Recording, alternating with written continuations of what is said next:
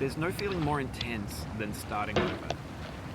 If you deleted your homework the day before it was due, as I have, or if you left your wallet at home and you have to go back after spending an hour in the commute.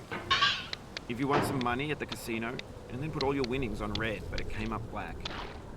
If you got your best shirt dry cleaned before a wedding and then immediately dropped food on it. If you won an argument with a friend and then later discovered that they just returned to their original view. Starting over is harder than starting up.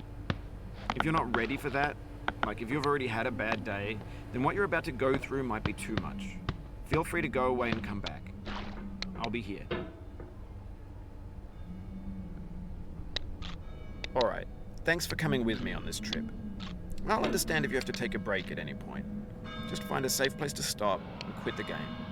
Don't worry, I'll save your progress, always, even your mistakes.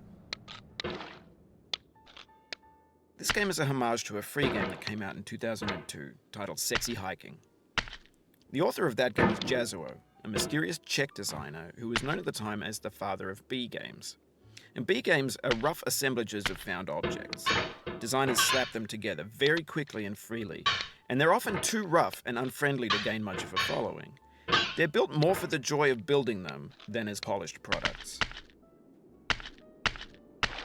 In a certain way, Sexy Hiking is the perfect embodiment of a B game. It's built almost entirely out of found and recycled parts, and it's one of the most unusual and unfriendly games of its time.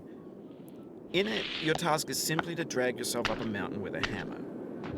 And that act of climbing, in the digital world or in real life, has certain essential properties that give the game its flavor. No amount of forward progress is guaranteed.